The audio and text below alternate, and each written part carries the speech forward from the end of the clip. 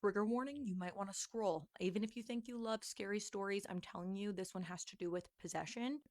I debated even reading it to you guys. It's that scary. So, just a trigger warning, but I'm also going to say I do not claim any negative energy from reading it. So, warning, but let's get into it. Reads, Hi Casey, I wasn't going to send this, but after watching your page and especially the last story you posted, it just felt like it brought everything back to me. I don't really talk about this. I don't want to use my real name or my cousin's, so I'm just going to call her Claire. This was when I was growing up in Tennessee. The house that I lived in itself was already kind of off, even before my cousin Claire moved in, not in a necessarily dramatic way, just small things that never really made sense. There was this stretch between the bedrooms that always felt colder than the rest of the house, like not just a little bit colder, like you'd feel it the second you stepped into it. My parents just said it was airflow, but it didn't matter what the temperature was set to, it never changed. You'd hear footsteps at night sometimes when everybody was already in bed, slow, steady. It seemed like somebody would just walk from one end of the house to the other, and if you sat up and listened, it literally would stop. There was this one step on the stairs where it always felt like somebody was right behind you. I used to skip that step every time because I hated it so much, but I just convinced myself it was my OCD. We all just kind of got used to it. Then Claire moved in. At first, she was completely normal.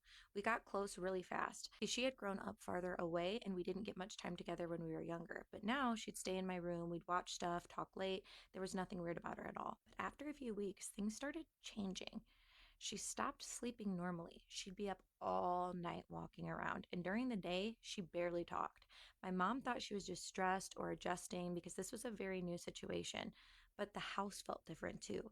The footsteps at night got more frequent, louder. Sometimes it sounded like they were right outside of my door. And Claire started doing this thing where she would just stand outside of my room. Just stand there. Not knocking, not on her phone, nothing. Standing there. I'd open my door and she'd look at me like she forgot why she was there. Then she would just say, Never mind, and walk away. But her face looked off when she did it, like she wasn't fully there. One night, I woke up because I heard talking in my room. I thought I left something playing, but when I sat up, Claire was standing in the corner of my room, in the dark, pitch black, facing the wall, talking quietly like she was having a conversation with somebody. I said her name. She stopped instantly, like mid sentence. She turned around really slowly and just stared at me. No reaction. She just said, I thought you were asleep, and walked out. After that, I started noticing more. This part is going to sound crazy, but I swear to God, she would answer things that I had not said out loud yet. She would even finish my sentences before I started them. Sometimes her voice even sounded slightly different. Not enough that somebody who didn't know her would notice, but enough that I did. My parents started to argue about it. My mom wanted her to talk to somebody, but my dad just kept brushing it off. But I knew something wasn't right because of the basement. We didn't really use it, but you could hear things down there sometimes, like something shifting or lightly hitting walls. One night, I heard something fall, and I went to check. The lights were off, but I could see her down there, standing in the middle of the room, completely still, facing nothing, but whispering. The weirdest part was it didn't sound like English, and she wasn't bilingual. It didn't even sound like actual words. I don't know how to explain it. It was very low, steady sounds. It was almost as if she was repeating something over and over. I stayed at the top of the stairs. I didn't go down. But then she stopped. Without turning around, she said my name, quiet, like she knew exactly where I was. I went back upstairs. I was so frightened, I locked my door. A few weeks later, my aunt came and got her. There was no explanation, no goodbye. She just left. My parents acted like it was normal and like she just needed to go home. I tried texting her after, calling, nothing. Eventually, her number stopped working, her accounts disappeared. We're completely no contact now. But she was never the same before she left, not even close. And the house? It went back to how it was before, quiet, but still a little off. Like whatever had been happening settled down after she was gone. But I don't necessarily think it left, because a while after she moved out, I woke up one night with that same feeling I used to get on the stairs, like someone was right behind me, except I was in bed, and I could hear something in my room. Not footsteps this time, just quiet breathing from the corner, the same corner that Claire had stood in. I don't know if something was actually there. I don't necessarily think Claire brought something into the house. I think it was already there, but it seemed like it was just waiting for somebody to notice it, and it happened to be her. Anyways, thank you for reading this and sharing stories like this. It honestly made me feel a little less crazy writing it out. First of all, I want to thank you so much for submitting. I've not had a single submission that had anything to do with actual potential possession. That's a topic that absolutely terrifies me, interests me at the same time, but is actually terrifying. if any of you have had something similar happen and you want me to share it on here, feel free to go to the email that is in my bio. Send me your story. You're more than welcome to use your identity. Some people do, other people want to remain anonymous. I respect both options. I want to know your guys' thoughts in the comments. This one had me really thinking all day. This girl emailed me and told me that there was a mimic in her aunt's house that was mimicking her aunt's voice, and she ended up seeing this thing. So when Kaylee was in high school, her and her sister would go to her aunt's house for the summer. When she turned 16 years old and her sister was 18 years old, her aunt moved to a farm. That summer, they got really excited to go to help around the farm, to see the animals, etc. Now, her and her sister had a room that they would share in this house. And she said that the first few weeks that they were there, everything was fine. She would occasionally get this feeling of dread, but she would kind of just shake it off as to her not being comfortable in a new house. However, that feeling ended up being valid. And what happened in this house was an experience that she will never forget. So one night, she goes to bed and she wakes up in the middle of the night and her heart is racing and she's sweating and she's terrified for some reason. She doesn't know why. She looks over at the clock and it's 3 a.m. She does, however, realize that she is thirsty, and so she quietly gets up to go get water from the kitchen. So she goes down into the kitchen. She's grabbing the water is running when suddenly she hears Kaylee. So she's startled at this point, but she thinks that it's her aunt because it's in her aunt's voice. So she turns around and nothing is there. So at this point, she thinks that her brain is just playing tricks on her. So she quickly drinks the water and she goes to put it down in the sink. And as soon as she goes to put it down,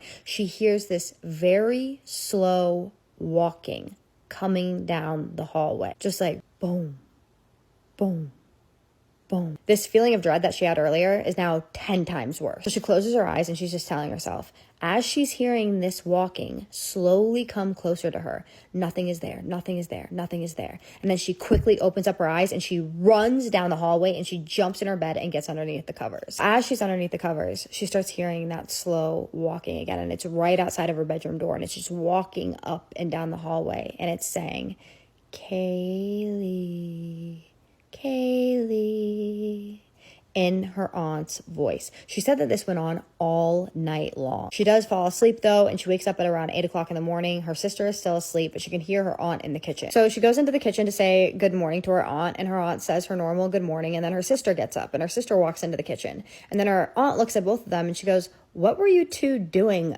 up last night running around? At this point, Kaylee's stomach just drops, and then her sister replies, I was asleep. So Kaylee looks at her aunt. She tells her aunt what happened. And her aunt just looks at her and just goes, that didn't happen. Like, she doesn't believe her at all. And then she tells her, don't talk about that anymore. She said for the next week, this would happen. She would fall asleep. She would wake up at 3 a.m. She would hear her aunt walking slowly down the hallway and calling her name. It would be like whispering, like, Kaylee. She's the only one experiencing anything at this point, so she truly thinks that it's just her imagination. Until the weekend of the 4th of July. They do their normal celebration. They have a barbecue, fireworks. Well, at one point in the night, everybody except for her and her sister end up leaving. They go out to do something, and so it's just her and her sister at home. So they decide that they want to watch a movie in the living room. So they start watching the movie. They're about 45 minutes into the movie, and it's about 10:30 at night. When suddenly Kaylee hears, Kaylee, in her aunt's voice. She immediately freezes. But then she chooses to ignore it. But then she hears it again, and it's a little louder. And then she hears it again, but it's a little louder than the time before. Just getting louder and louder until it's like, Kaylee! After that last loud one, her sister slowly turns her head to Kaylee and says, that's not Tracy. Tracy is their aunt's name. So Kaylee goes, you heard that? And she goes, I've been hearing it every single night since the first night we got here. Well, they decide that the only thing to do is to ignore it and turn up the volume on the TV. So that's exactly what they do. And the voice actually stops. Well, a couple hours pass and they decide that they're going to go to bed. So they walk upstairs, they go into their room, and they're just chilling in their room when suddenly they hear the front door open and they hear their aunt go, hey girls, I'm home. Now, Kaylee said that it sounded like her, but something was off and she just immediately feels dread. Well, her sister gets up to go open the door, and right before she goes to touch the doorknob, Kaylee goes, don't open that. That's not Tracy. So her sister stops, and she slowly turns around and starts walking towards the bed when they hear, girls! And then they hear, boom, boom, boom. These insanely loud footsteps that are walking towards their room. Absurdly loud. And then just like that, the door opens, and the footsteps stop. And then her aunt, calls out, Kaylee, Jessica. Now, they're just kind of frozen in their room. They don't really know how to even respond to this. So their aunt comes into their room and she sees that they are both pale as ghosts, hiding underneath the covers. They're literally shaking. They're so scared. And they tell her what happened. And this time she sits down and she tells them something different than she had told them prior. She tells them that since the second week she moved in there, she has been experiencing the same thing, but it stopped right when the girls got there. Now, her aunt at this point is like, listen, I'm worried for your safety at this point. I don't think you should be here anymore. So she calls their grandma and tells their grandma to come pick them up. But Kaylee said that what haunts her more than anything that happened at that house that summer was what happened this night. That night, they all sleep in her aunt's room. She wakes up in the middle of the night. You guessed it, it's 3 a.m. So she sits up and she starts rubbing her eyes. And as she's rubbing her eyes, she feels on the side of her face. Mind you, she is on the left side of the bed, on the edge of the bed, and nobody is to the left of her. And then she hears Kaylee in this sing-song voice, but it's a voice that she doesn't recognize. It's not her aunt's voice. So she tries to ignore it. But then again, another breath, but this time it's coming from right in front of her face. And then she hears Kaylee a little louder this time. Then she feels the bed on her right side shift, and then the breathing just stops. And then she hears those loud footsteps stomp to the other side of the bed. And then she hears Jessica, her sister's voice, in this whisper sing-song voice. So she slowly looks over at her sister, and that's when she sees it. It's this super tall, like 8-foot tall, large shadow thing crouching over her sister, just going, Jessica. So at this point, she's like, I cannot take this anymore. She quickly looks over to the nightstand and she turns on the light, and then everything just stops. Now, she said that she doesn't know if this was her brain making up an image because of what she was hearing, or if she actually saw something, but that she did see something. Just was it real? She doesn't know. But her sister woke up at this point too, and they stayed up for the rest of the night. They could not fall asleep. Now, she said that the next morning, her and her sister left, and that they refused to ever go back to their aunt's house. And that she won't talk about it with her sister. She won't talk about it with anybody. Nobody really talks about it. And so she still doesn't know to this day if her sister saw what she saw. So what did you guys think of this story? So creepy, right? I don't like the ending part where she was like crouching over her sister and saying her name. Ugh, the whole thing was so creepy. The slowly walking down the hall and just hearing your name being called all night long is so creepy to me. I swear, mimic stories really get me. They really creep me out. But what did you guys think the scariest part of the story was? And do you think this was a mimic, or do you think it was something else? Because that is a question to ask. And do you think that she really saw that night, or do you think she was imagining it? I think she really saw it, especially if she was experiencing everything else, and especially if her aunt was experiencing it too, that obviously there was something in that house. So why would her ears be not be playing tricks on her, but her eyes be playing tricks on her? You know, that doesn't really make sense to me. I think she saw something. But tell me what you thought the scariest part of the story was, and also your thoughts, opinions, and questions, suggestions down in the comments. What would you do if the elevator in your building started taking you to floors that didn't exist? This is Scared with Jess, and today's story is about a woman who said the elevator in her building one day took her to floors lower and lower. This happened when I was 22 and living in an apartment building downtown.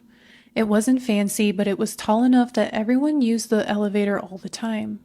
Mine was one of those older ones too, with the slow doors and the ugly yellowish light that made everybody look sick.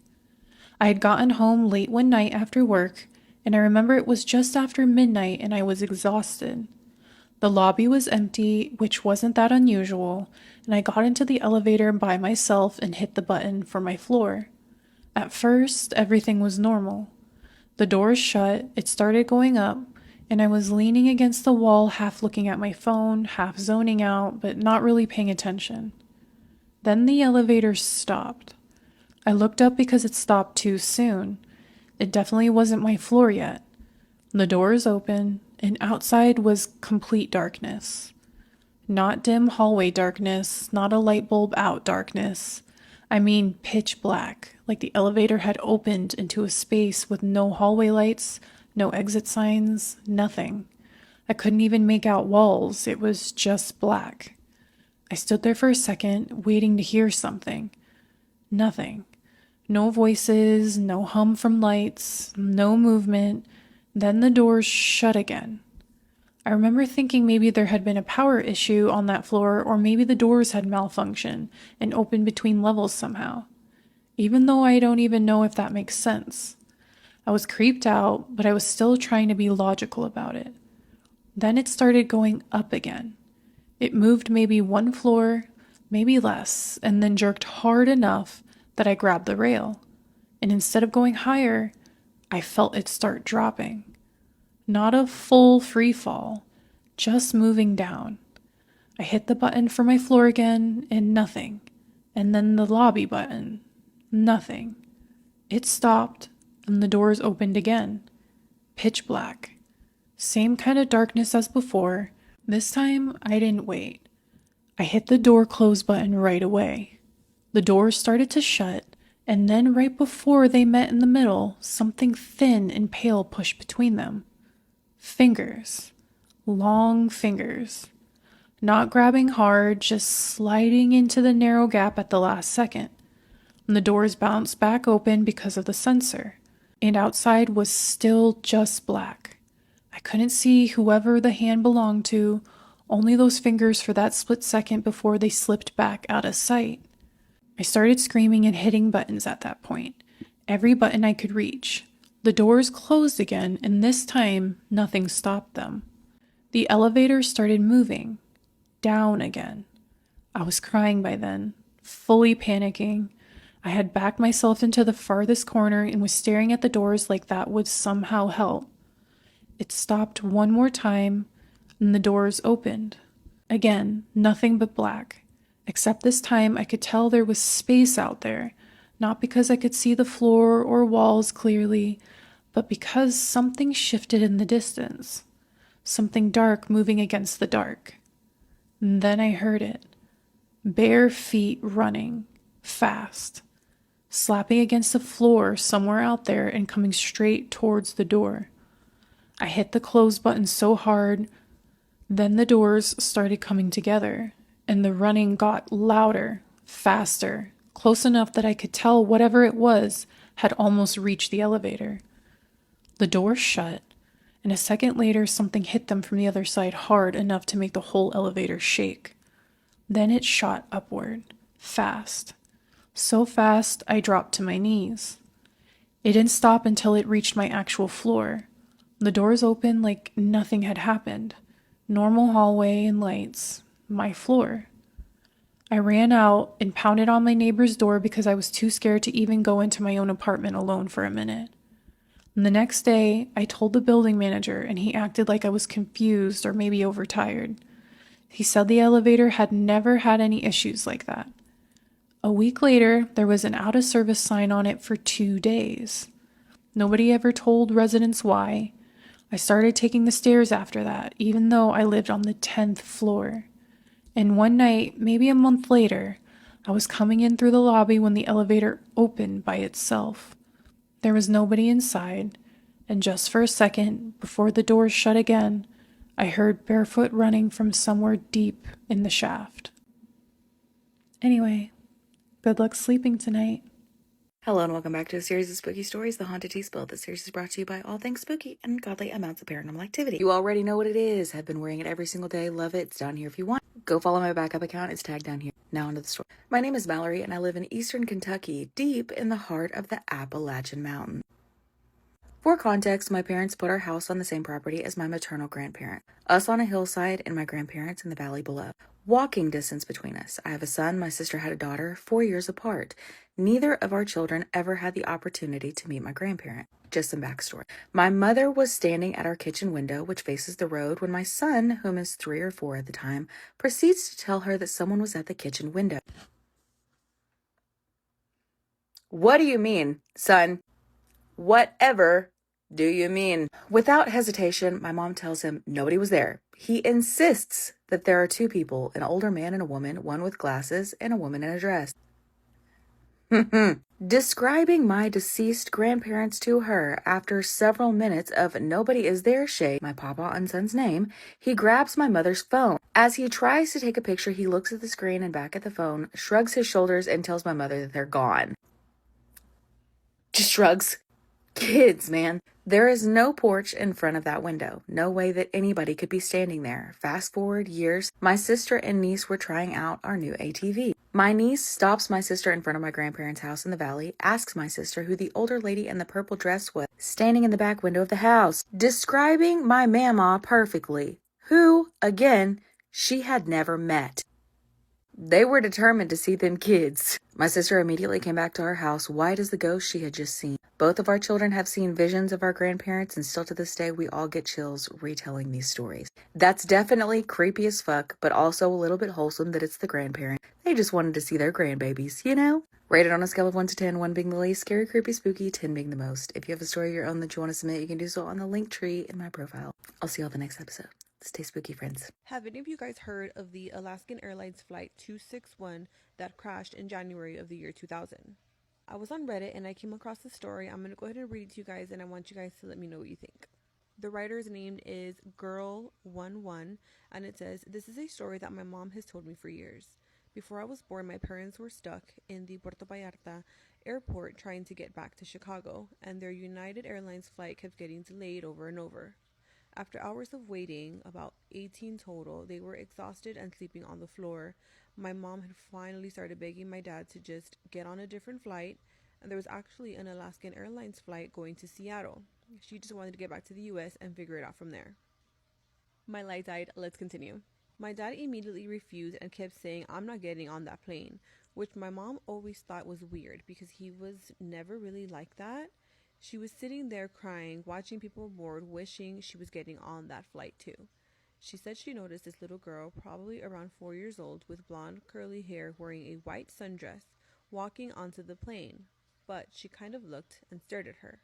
My mom said seeing her weirdly made her feel better for a second, like everything was going to be okay, even though she was upset.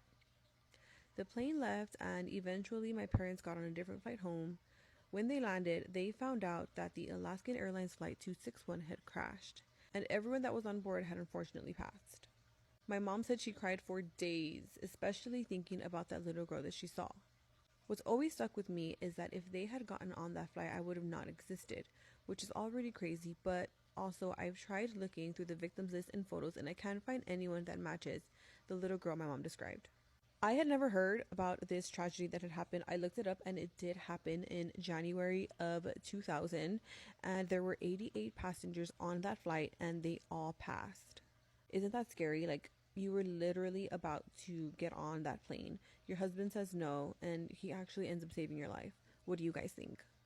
I used to babysit for a wealthy family, but their baby didn't sleep, and that was actually the least creepy thing about him. I have reason to believe that he was something or someone much older. This spooky scary story time was submitted by Rachel, and she says back in the 1990s, she was home from school break for the summer, and she answered a White Pages ad for a family in Belmead, Tennessee that was looking for an experienced babysitter, and they required references, but they also paid extremely well. It was $20 an hour, which back then was like winning the lottery. If you're new here, this is Spooky Scary Storytime, the series where we share listeners' allegedly true stories about the creepiest or most unsettling things that they've ever experienced. And Rachel says she was 19 when this all happened. She answered the ad she knew about Belmead because Belmead is old money, like real old money, with winding streets and stone houses that look like they've been there since the Civil War, with ivy climbing up the sides. I live in Nashville. I can attest to this. But Rachel knew of the area, even though she didn't live in Belmead, because her grandmother used to clean houses in Belmead in the 1970s. She answers the ad, and she calls, and she leaves a message on the family's answering machine. And the family calls back the same day, and on the phone is the mother, and she sounds sort of nice, but also very professional and sharp. And the mother asks if Rachel has experience with infants, and Rachel says she does. And she says, okay, cool, it pays $25 an hour in cash. And Rachel says, oh, the ad says 20. And the woman says, okay, well, we can do 20 if you want. And Rachel's like, well, no, I'll take the 25. And she's like, I felt like I knew that money was not an issue for these people at all. But the woman says that they want to meet her before they agree to let her babysit their child, which is understandable. So Rachel goes out to their house the following day. Rachel pulls up to this massive Tudor-style mansion, and she said it had original stained windows, and when she stepped inside, it smelled like old books. There were bookshelves lining the walls. There was fine art hung in beautiful frames all over. The place was spotless. The dad answered the door, and he was gray-haired, and he looked powerful and clean-cut and important. He says, oh, my wife handles these things. And he calls for his wife, and she comes down this wooden winding staircase, and she's got a bob, and she's wearing like a power suit. Finds out that the dad is an attorney and the mother is in politics. She's not a politician, but she works with politicians. And also all around the house are photos with them with like senators, a vice president, and even some foreign leaders that Rachel recognized from the news.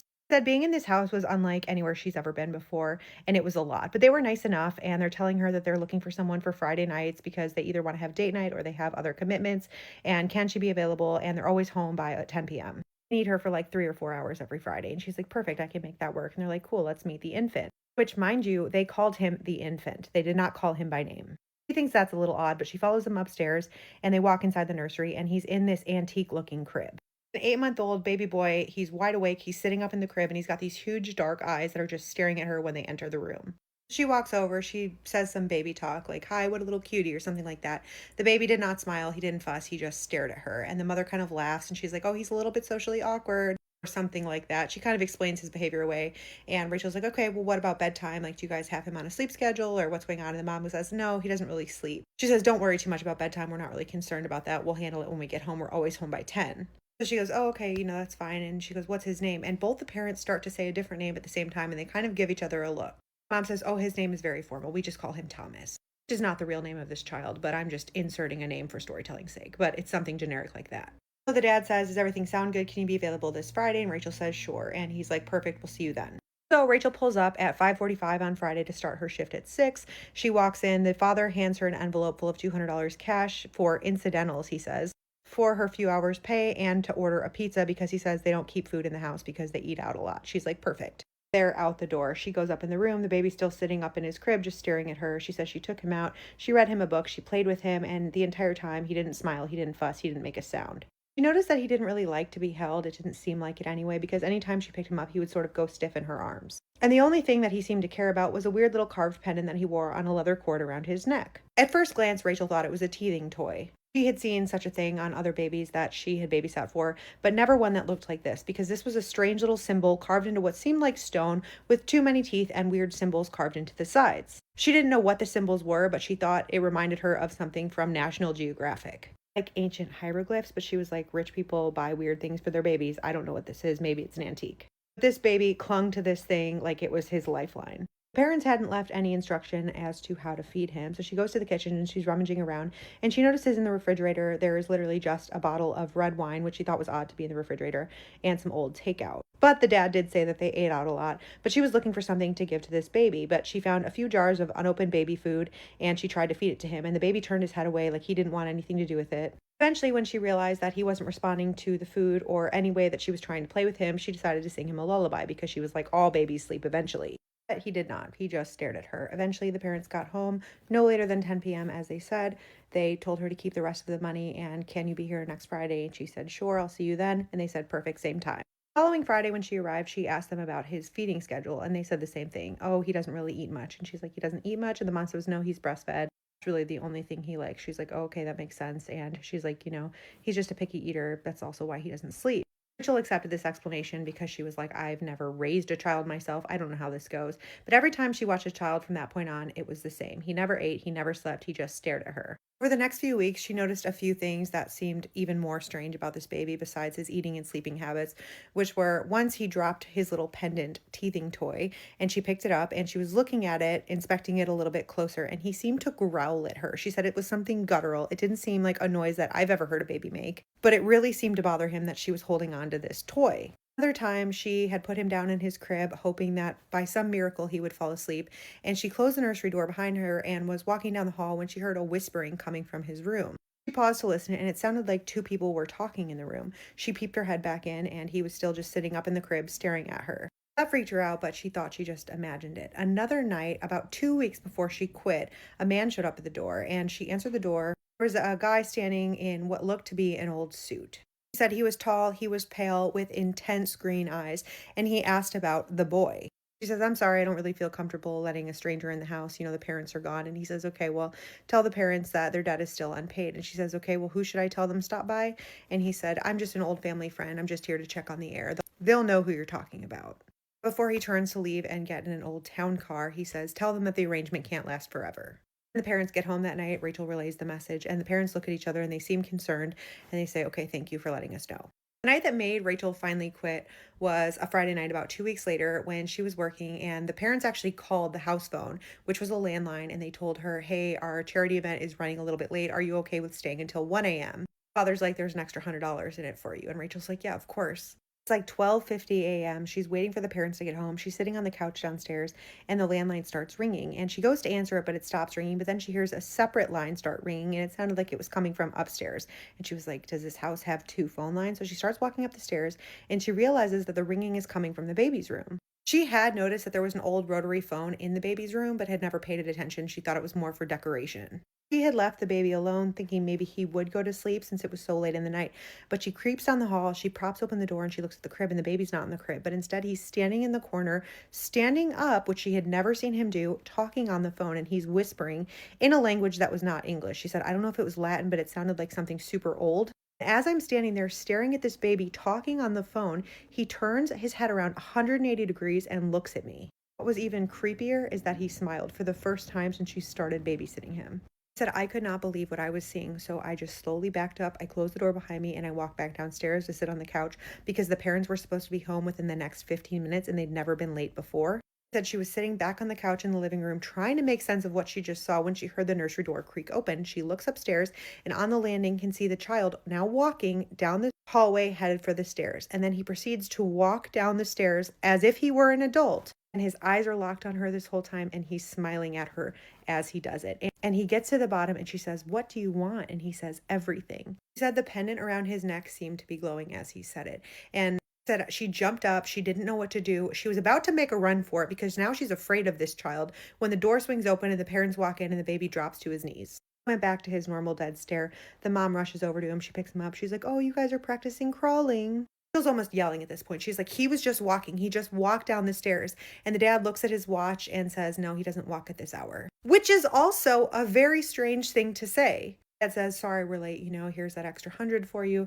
And Rachel says that he probably knew from the look on her face that something was wrong because he's like, is everything okay? He says, but how do you tell someone that their child just scared you to the point of wanting to run out of the house? She called to quit the next day. They didn't ask any questions, just said that they were sorry to see her go. A few years later, she did see their family portrait in the news because they had launched a new charity organization in the state that made a bunch of headlines, but in the story there was oddly no mention of that child, and she said she still wonders about it. She did tell her grandmother about the whole situation, who cleaned houses in the area, and her grandmother didn't seem bothered by it. She said, oh, you would not believe what I've seen cleaning those houses in the 70s. She said, those people don't make their money like you and I'll tell you that much. Rachel says that's the story that she hasn't told in years because who would believe her anyway? Common thread that the White House and FBI is looking for among the cases of the 11 missing or deceased scientists since 2023 is unlimited clean energy. And that only took me a few hours to connect the dots this morning. I could never be a teacher, and I give teachers credit, because reading these articles and then connecting the dots brought me back to grade school. And the teacher has this long-winded lesson, and they give the lesson, and then they say, does anyone have any questions? And there's a kid in the back of the class that raises their hand, and they ask a dumb question. I'm sorry, some questions are stupid. They ask a dumb question with a glaringly obvious answer, and the teacher has to spend another 20 minutes going over everything she just said to explain it to them. That's how I feel reading these articles, because all 11 of these people were tied to jet propulsion systems, to top secret research. They all had high security clearances to nuclear, military, or aerospace projects. They all worked in overlapping labs or industries, and there's so many ways to connect the dots among these people. My original thought was that I was going to make a video going over who these 11 people were, but I figure you can research that on your own. What I would like to point out is some of these people knew each other. Some of them worked together. Monica Reza, she went missing in June of 2025. She was hiking with a friend in Los Angeles National Forest. It's a popular hiking trail where they were at. Her friend's like 30 feet ahead of her. Her friend looks back at one point. She waves at him. She smiles.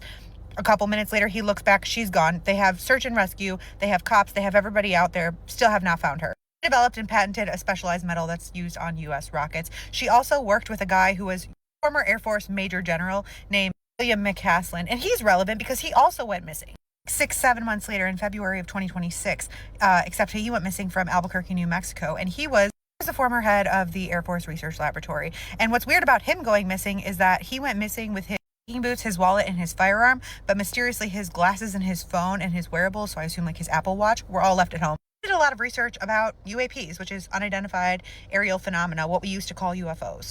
Why would we be so obsessed with UFOs and UAPs? Probably not because we're so concerned with the existence of extraterrestrial life, but probably because we're trying to figure out a way to figure out a next generation of propulsion technology. And why do I bring this up? Because NASA has the JPL, which is the Jet Propulsion Lab. Propulsion is literally how we move things forward. So when we move something forward, hot gas is pushed out behind it. The Jet Propulsion Lab is also obsessed with researching nuclear fusion. It produces no CO2. It's literally called the holy grail of clean energy. Why do they care about that? Because basically it just means that they can get a lot farther in space if they don't need to burn fuel. Eskridge, the scientist who officially, by her own hand in 2023, who also claimed to be having been messed with psychological warfare, which her colleagues and family also back up, was working on anti-gravity systems that were for a new type of propulsion that did not require fuel. What sits at the intersection of all of these cases and the commonality that the FBI and the White House are supposedly looking for is the fact that all of these people were working on projects to develop a new technology that, if successful, would completely flip the global energy paradigm, completely change our need for fuel. The question isn't what these cases have in common, it's who doesn't want this technology. All right, this story is so freaking bizarre and creepy and weird.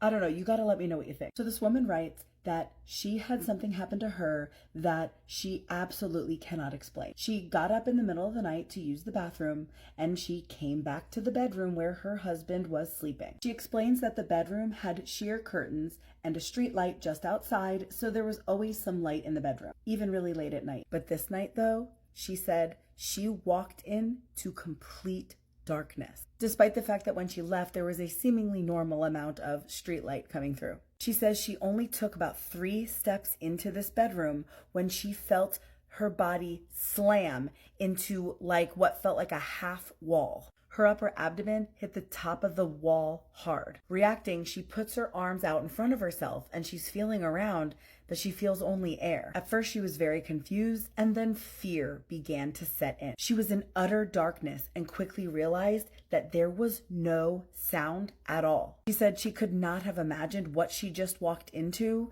as the only thing that should have been directly in front of her was the low, soft foot of the bed. So now she slowly lowers her hands and she can feel the top of the half wall, and then she wraps her hands and arms around the front of it. It was thin and the other side of it had a rough texture. She could not even imagine what this could have been. Absolutely nothing in her room would have been there or felt like that. She said this had all happened in just a few seconds, and suddenly she is realizing she has no idea where she is. It certainly didn't seem to be her bedroom, and then she said her desk should have been just a few feet to her left, so she kind of sidestepped in that direction, and she's feeling around now for her desk. And of course, that desk was not there.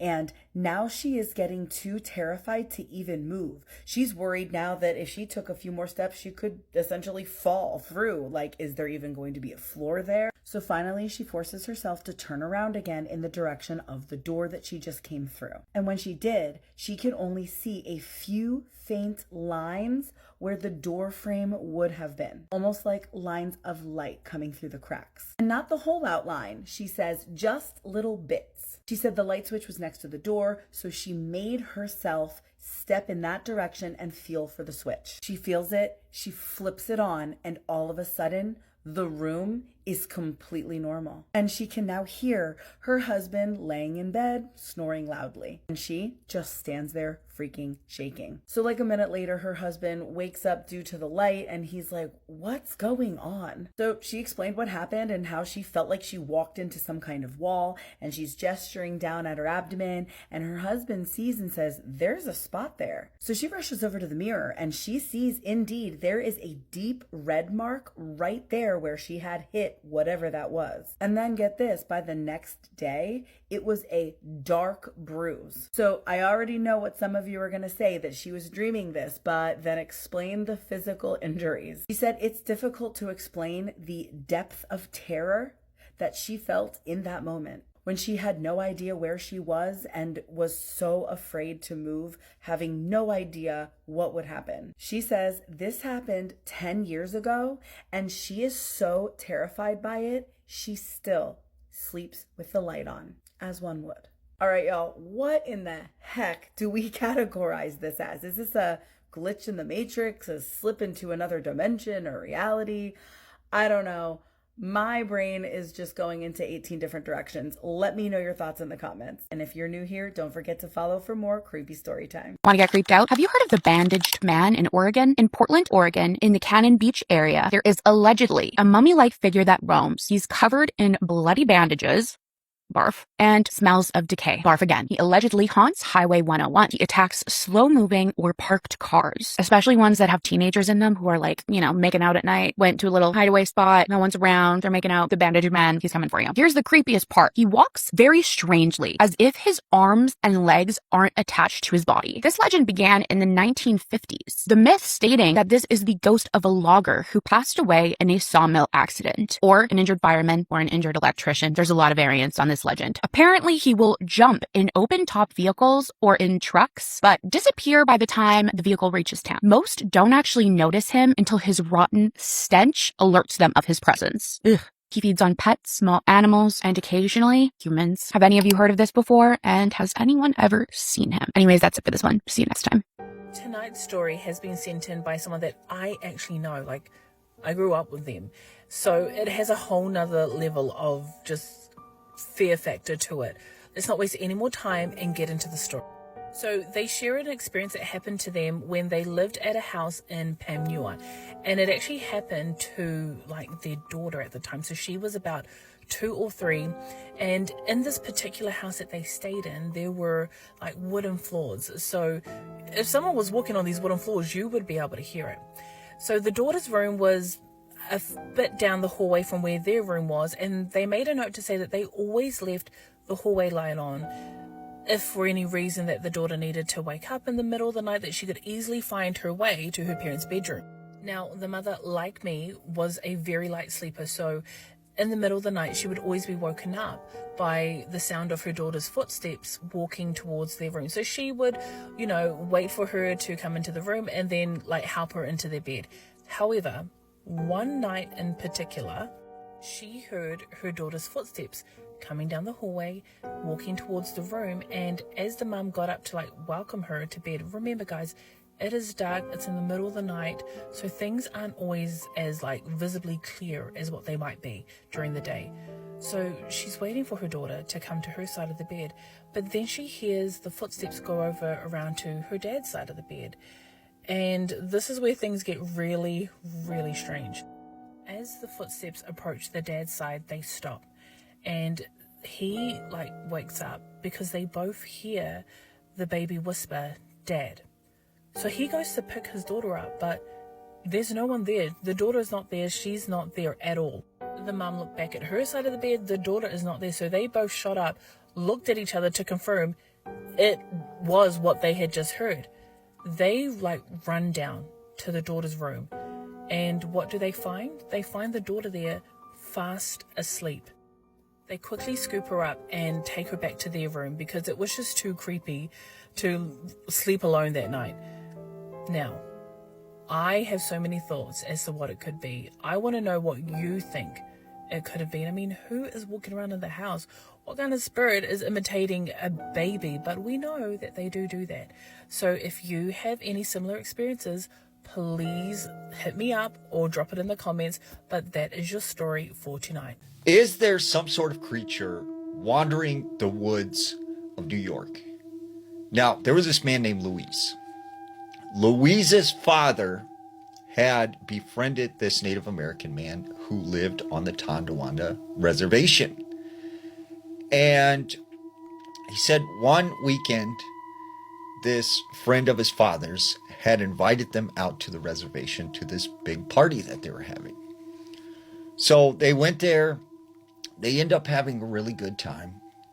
But as it struck 11:30, the friend of the father and his wife, they gathered everyone up. And they said to Louise and his parents, look, you need to leave right now. And it's nothing personal. It's nothing you did. But you need to leave because they are coming. And they said, okay, who is coming? They said, we cannot talk about it. But you must go to your cars, walk in the light, do not go off the road. Do not go into the woods. Just get in your car. And when you're driving off the reservation, do not stop for anyone, even if they're asking for help. And right at that moment, all of a sudden, Louise's dad's friend is like, everybody be quiet. And as it went silent, they began to hear these howls and screams coming from all around them.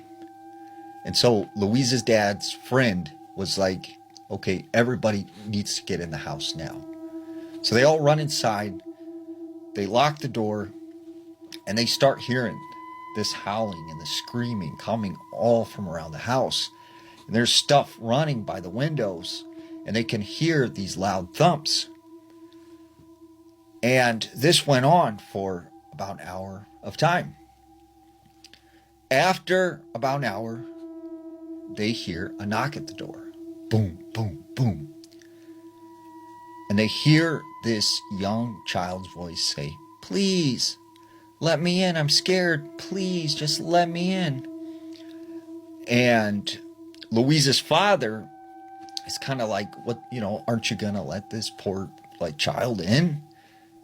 And his friend says to him, look, everybody in this area knows that when they come, you stay inside your house.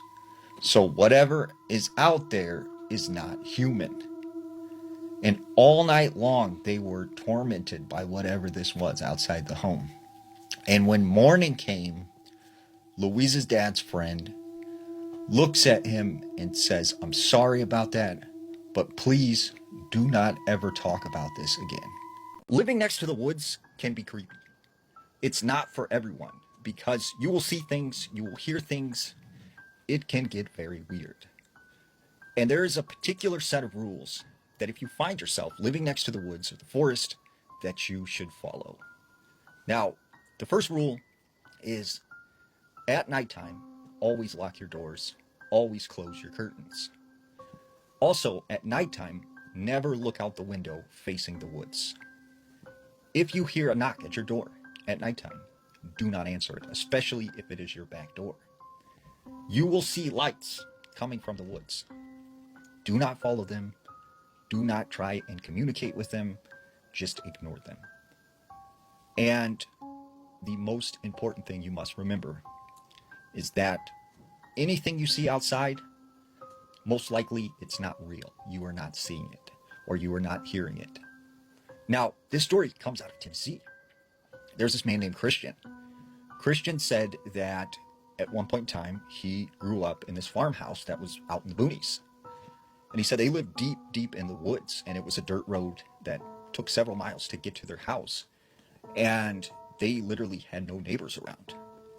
Well, he said when they first moved in, there was a lot of weird stuff that would happen. For instance, the dogs didn't want to go anywhere near the woods. They would get to the tree line and they would turn around. And it was like they were afraid of something. They also noticed these deer. They would come into their yard at night and they would just be staring out into the woods like they were scared of something. And then one night, something very strange happened. So it was about 11 o'clock at night. And on the back door, they hear boom, boom, boom, a knock. And that's when his father goes to the back door and he opens it up. There was no one out there.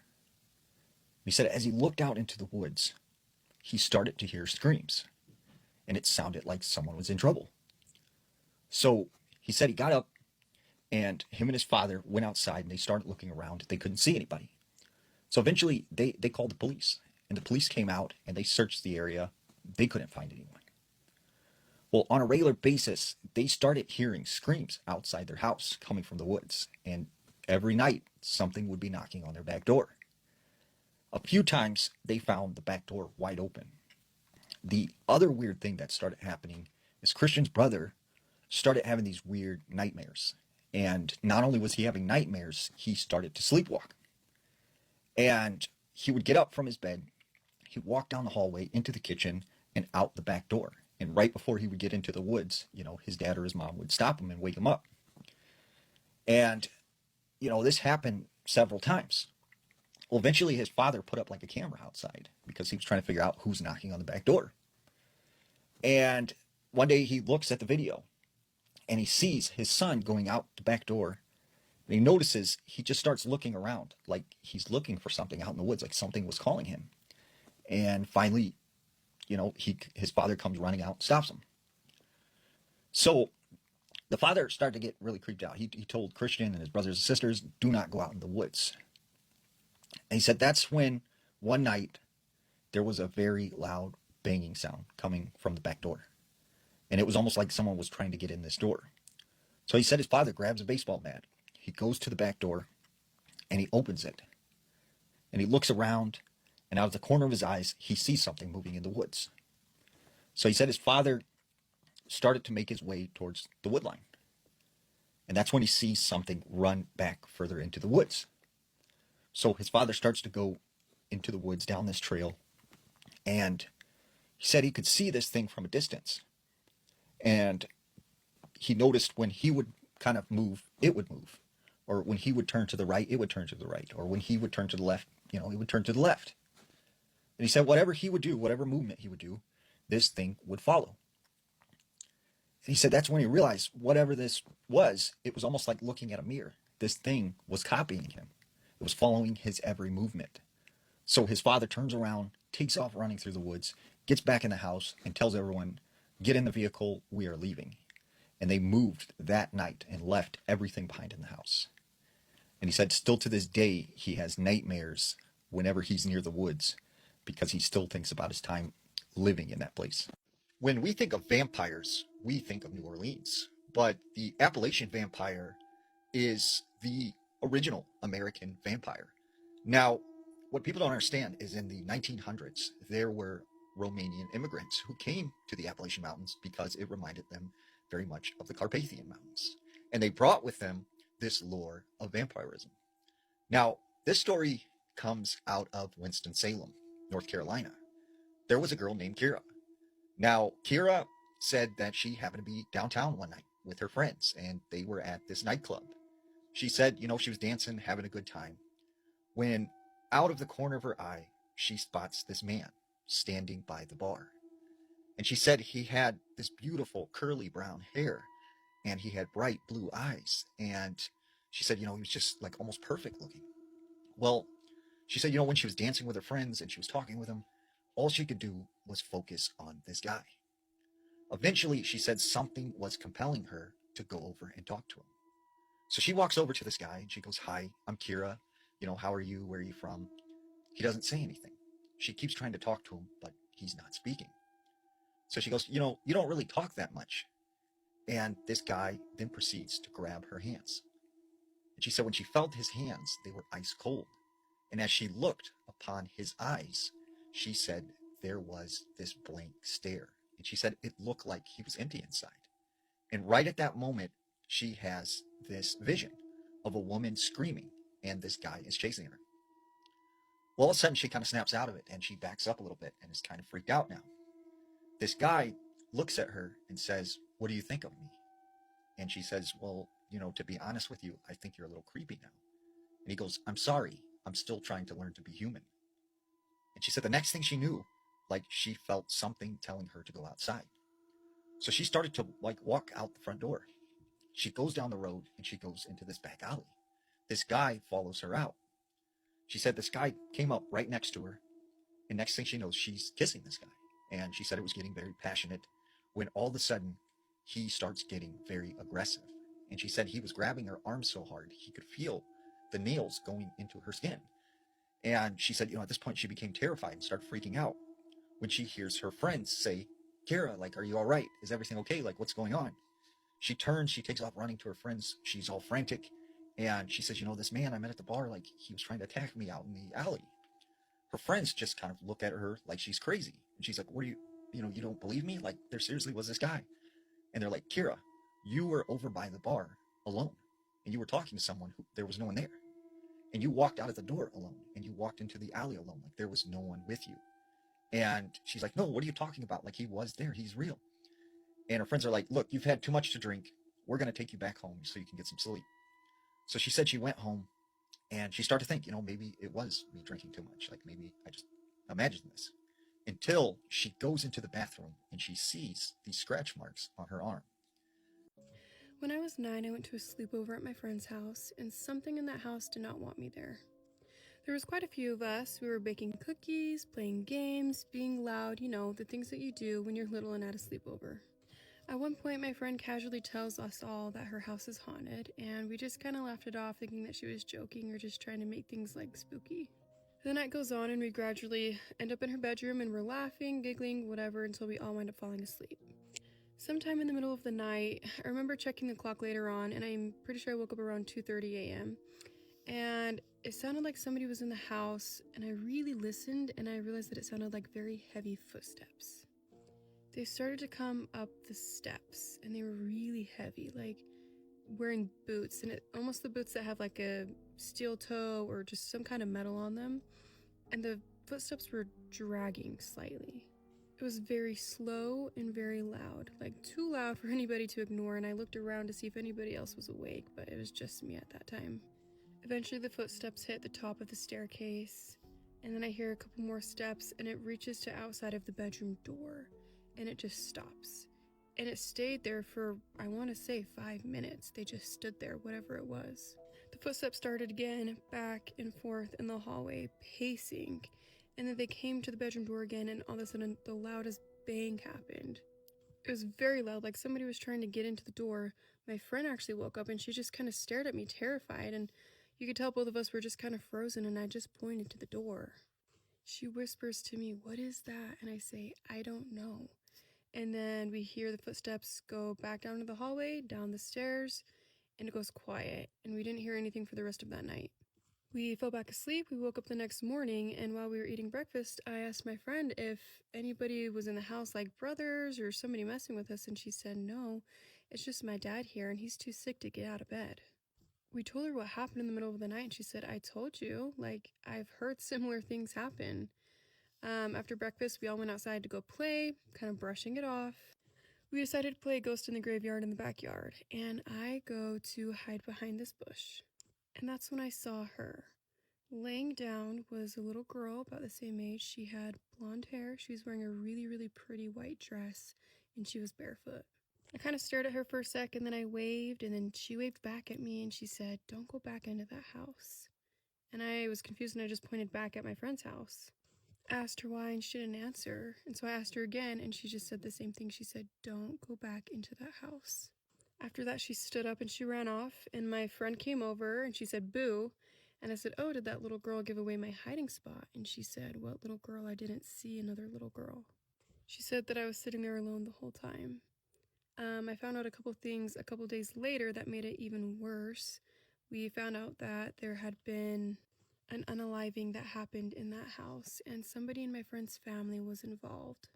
And I never went back to that house again after finding that out. In the early evening of May 7th, 2008, a 65-year-old woman named Zivana Temolkoska walked around her kitchen inside of her apartment in the little southeastern European city of Kisevo. Kisevo is a quiet place at the base of this huge mountain in northern Macedonia, and while it's totally beautiful, it's utterly remote, and basically nothing really of note happens here.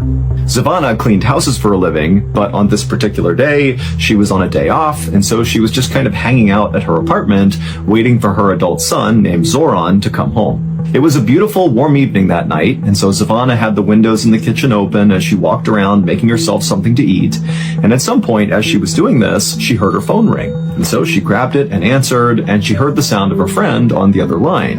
But her friend's voice sounded strange. It was strained and very uncomfortable, and she was asking Zivana if she was paying attention to the news right now. Did she have the radio on or the TV? And Zivana was like, "No, why?"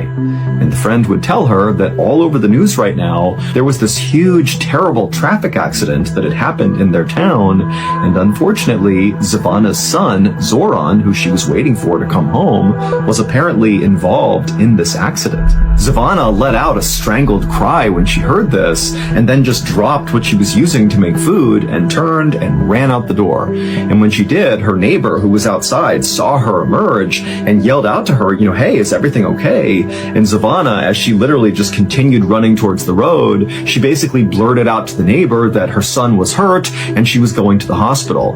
And this neighbor watched as Zavana just ran down the road, turned the corner, and disappeared. Zavana did not have a car of her own, and so literally she was going to run to the hospital to make sure her son was okay. A little while later, that same neighbor who had just watched Zavana disappear around the corner heard a knock on their door. And so the neighbor went to the door, they opened it up, and they were totally shocked at who they saw standing outside. It was Zavana's son, Zoran, who did not appear to be hurt in any way.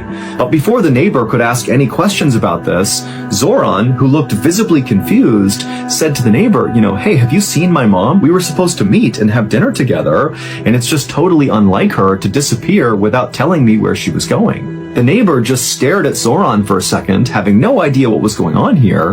And then the neighbor was like, well, wait a minute, Zoran, were you in a car accident? And Zoran's like, no, what are you talking about? And then the neighbor kind of filled Zoran in about how they had seen his mother run outside, and she had mentioned how her son had been in this car accident, and she literally ran to the hospital. Zoran was just as mystified by this as the neighbor was, and so Zoran just grabbed his phone and called the hospital to see if his mother was there.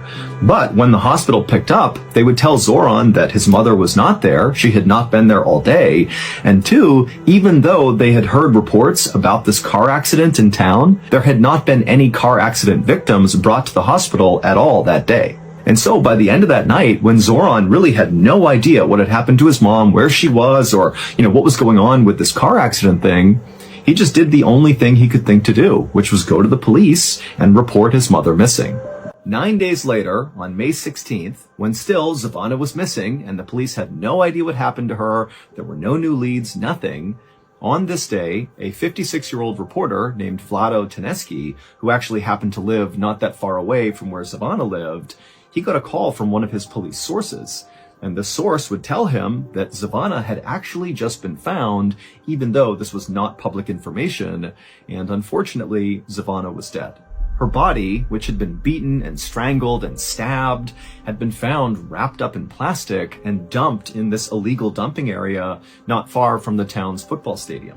The source told Vlado that when her body was searched, they discovered she still had valuables on her person, and so that kind of ruled out the possibility that this was a robbery gone wrong, which was the initial theory about what they were seeing. However, when police had done an initial probe into Zavana's life to figure out who this victim was, they discovered that she was just this poor old cleaning lady who had no enemies to speak of, and so it really just made no sense that she was the victim of such an obviously brutal and intimate murder that was not financially motivated, at least not on the surface. Vlado thanked his source for all the information and then hung up. Vlado's source had sounded really shocked by this murder as he was telling Vlado, but now, as Vlado was sitting here thinking about what he had just been told, he wasn't really shocked as much as he was suspicious. He felt like something just was off about this murder. Maybe Zavana appeared to be this poor old cleaning lady with no enemies, but in reality, maybe that wasn't who she was. Maybe she was leading a secret life that got her killed. Or maybe she had stumbled upon something she was not supposed to see and that got her killed. Vlado had no idea, but he just felt like, there's something off about this and it needs to be investigated. Now, Vlado had a reputation in town for being this very aggressive and kind of fearless journalist who had no problem diving headfirst into some of these really murky stories that could involve corruption or misuse of power, and he would get to the bottom of it, and he would publish these articles where he spoke really critically about the government, about police, about anybody really who was in a position of power. But as a result of conducting himself this way, over his 30-year career, Vlado had been threatened with violence many, many times for things he had written or things he was about to write. But even though Vlado knew this Zavana murder case had the potential to once again put him in hot water with the powers that be, he still felt like it was his responsibility to dive into this thing and get to the truth. So, feeling determined, Vlado grabbed his notebook and pen, and he walked out the front door of his house, and he made the several-minute-long walk over to Zavana's house. And when he got there, her son, Zoran, opened the door, and a few minutes later, Vlado and Zoran were sitting in the kitchen talking about what had happened. Zoran told Vlado all about how he came home and discovered his mom wasn't there, and then he went to the neighbor's house, and they explained how, they had seen Savannah running off to the hospital to go look for Zoran, but Zoran's like, I'm not hurt, I didn't get into a car accident, what's going on here? And as Zoran spoke, Vlado took lots of notes and asked lots of follow-up questions, and by the end of this interview, when Vlado felt like he knew everything there was to know about Savannah, he felt like he actually had a pretty good working theory as to what actually happened to Savannah. And the reason he felt like his theory could be accurate had to do with what Zoran told Vlado his mother did for a living, that she was a cleaning lady. Now, it took Vlado a couple of days to put together his story. He had to go out and interview dozens more people in the neighborhood. But finally, on May 19th, so just 3 days after Savannah was found murdered, Vlado published a story in the newspaper. And the story's explosive headline read, "A Serial Killer Stalks Kisevo." In the story, Vlado says that Savannah's murder was very likely not an isolated killing. Instead, her murder was likely linked to 2 other murders of 2 other women. And these 2 other victims looked an awful lot like Savannah, literally. They were poor older women who were also cleaning ladies. And so that was why when Vlado was talking to Zoran and Zoran described how his mother was, what she did for work, what she looked like, that Vlado started to remember these other victims and he put it all together. The other 2 victims were 64-year-old Mitra Simjanoska, who was murdered in 2005, and the other victim was 56-year-old Lubitsa Lukoska, who was murdered in 2007. Now, Vlado's story was totally explosive because what he's saying is that there is a serial killer that is on the loose in this town. But this story was also highly explosive because Vlado spoke very critically about the police who were involved in this investigation. Specifically, he pointed out that the 05 and 07 murders of those 2 other women, those had been totally mishandled because arrests had been made in at least one of those cases, and clearly whoever they arrested was innocent here. And so the police just totally dropped the ball, at least in Vlado's opinion. And when the police read Vlado's story, they were very upset at him because he was so critical of them. However, the police also did see that Vlado had managed to uncover a lot of new details from all of his interviews with witnesses and people in the neighborhood that did seem to paint a picture of this potentially really being a serial killer, not individual isolated killings. And so the police, based on Vlado's story, would actually begin investigating a serial killer in their midst. They linked all 3 murders and they began basically a new investigation. However, at the same time they began this new investigation, Vlado began to notice that he was being tailed all the time by police. He would be out in town doing his job, reporting and interviewing people, and there'd just be a police officer standing somewhere in the distance watching him. But Vlado had anticipated that no matter what, he was likely going to face some sort of blowback from the police. And so he just kind of accepted that they were going to watch him and maybe try to intimidate him, but it wasn't going to bother him because he had done his job. He had reported the story the best that he could. And if they wanted to watch him from a distance, they could do that. By early June, so about 2 weeks after Savannah had been found murdered, the police, in this new serial killer investigation they were doing, had narrowed down their suspect pool, which was in the hundreds, down to just 3 people. And they felt like they were very close to making an arrest. About a month later, on June 20th, so by this point Vlado is still being trailed by police all the time, but the police have not come out publicly and said anything about the serial killer case. They're just continuing their investigation. But on this day, June 20th, Vlado's editor at the newspaper got a call from a police officer telling the editor they were about to make an arrest in the serial killer case. And as soon as their conversation ended, the editor called Vlado to tell him the news. But when he called Vlado, Vlado didn't pick up, which was very unusual. Vlado always answered his calls. And the editor was also thinking to himself how strange it was that this officer had contacted him and not Vlado. Like, why aren't you going to the guy writing the stories and telling him about this new development? Why are you coming to me? The editor would continue to try calling Vlado several more times, but Vlado never answered. And so ultimately, the editor just kind of assumed that Vlado must be busy, interviewing someone, or maybe more likely, he had already learned about this imminent arrest, and he was on scene, ready to capture in real time this arrest that was about to take place. Meanwhile, on a quiet street in Casebo, the police had surrounded this very modest two-story home that was very overgrown out front. It was surrounded by tall fir trees, and all the windows had heavy drapes covering them up. And then once the police felt like they had totally surrounded this building, a team of officers walked up onto the porch and knocked on the door and yelled out that they were police and whoever was inside to come out with their hands up. And for a moment, it was just silent and tense. And then the police on the porch heard footsteps inside the house. They had their guns ready to go. And then the door slowly opened up. And this man, who seemed very unthreatening and kind of confused, stepped out onto the porch. And the police immediately arrested him and took him away.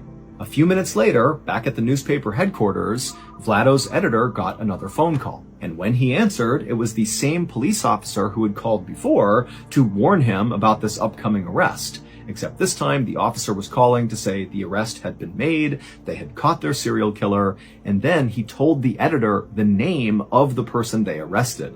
And when the editor heard the name, he dropped the phone in shock. The serial killer was Vlado. It would turn out that Vlado appeared very professional and calm on the outside, but inside, he was full of rage, specifically at his mother, who he viewed as this terrible, cruel person. And after she died in 2002, Vlado became obsessed with this idea of getting revenge on his deceased mother. And the way he decided he would do that would be by killing random women who just kind of looked and seemed an awful lot like his mother, i.e., they were poor, older, and cleaning ladies. His three victims, Mitra in 2005, Lubitsa in 2007, and Zivana in 2008, had all personally known Vlado's mother. And so Vlado had actually used that connection to gain each of his victims' trust, and then once he had their trust, he would lure them away to strangle, stab, and beat them to death. In Vlado's explosive newspaper story, he lied about a whole bunch of things just to throw the police off. Like, for example, he made up that he spoke to a witness who claimed to have seen Zivana get into a car with two men right before she vanished. Vlado did not see that. That was just a total lie designed to confuse the police. Vlado had also been the one to plant that story on the radio about Zivana's son, Zoran, being in this terrible accident. That had caused Zivana to run out of her house and be vulnerable to be scooped up and killed, which is exactly what Vlado wanted. He had called the radio station and told them about this accident, and because he had previously worked for that radio station, they believed him without doing any fact-checking and broadcast the story. And so really that whole radio broadcast was just a very intentional trap by Vlado to kill Zivana. But what ultimately got Vlado caught was in the article he wrote, he left in some really specific details that the police had not revealed to the public. And so basically by including these in the story, it meant Vlado had an inside scoop into what was really going on. Like, for example, Vlado said that all three of these women who had been killed by the serial killer had been strangled to death by telephone cords that were left at the scene. But again, the police had not revealed that to the public, and so when they read the story, they actually became very suspicious of Vlado and thought he could be involved in these murders. And so when Vlado felt like the police were trailing him just to intimidate him, in reality, the police were trailing Vlado because they thought he could be the murderer, and eventually, when they got a DNA sample from Vlado, it was confirmed that their suspicions were right. He was the killer. After Vlado's arrest, he was immediately charged with 2 of the 3 murders, and the police were getting ready to charge him with the 3rd, and they were even looking at a 4th victim, potentially, that maybe Vlado had killed as well, but they weren't entirely sure yet. But on June 23rd, so just 3 days after Vlado's arrest, he died in jail in a way that really didn't make any sense. Vlado had drowned in a small bucket of water inside of his jail cell, while there were 3 other people inside of that jail cell with him who all said they didn't notice it happening. Officially, Vlado's death was ruled a suicide, and after his death, all of the murder investigations were closed.